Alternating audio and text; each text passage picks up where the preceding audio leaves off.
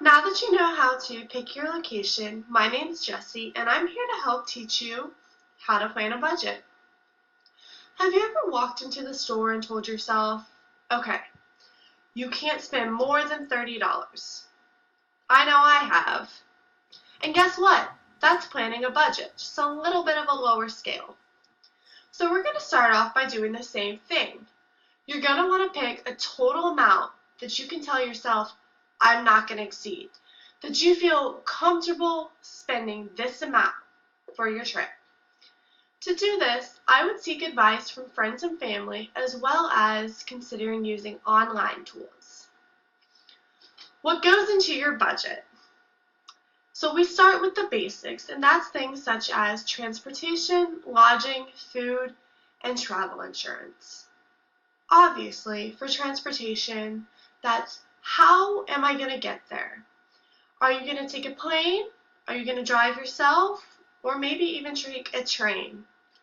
After this is considered, you also must consider how are you going to get around once you get there?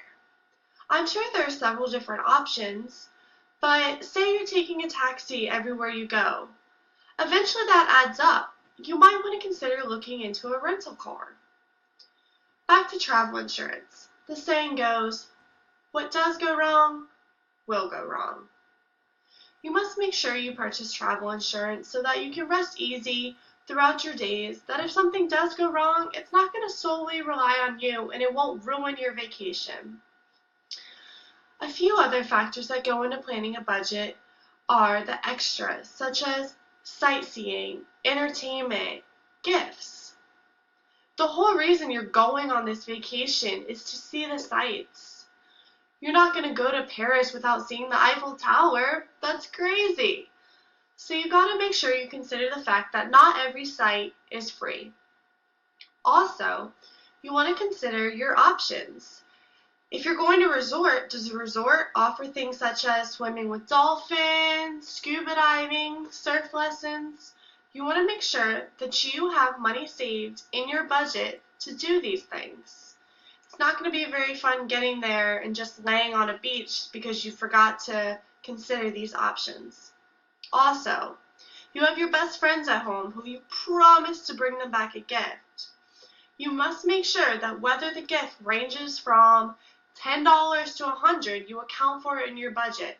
Because a few $10 gifts for a friend here and there adds up. That being said, in order to plan your budget, you need to save money. Also, it's important to exchange your currency, as well as maybe even considering an all-inclusive option.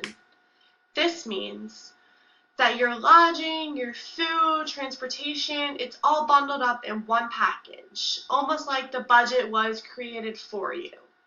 There's no worrying about overspending, underspending, except for maybe things like gifts and entertainment. But that would set you at creating a much smaller budget. Now that you have an idea on how to plan a budget, my friend Michaela is going to teach you on how to pack for your trip.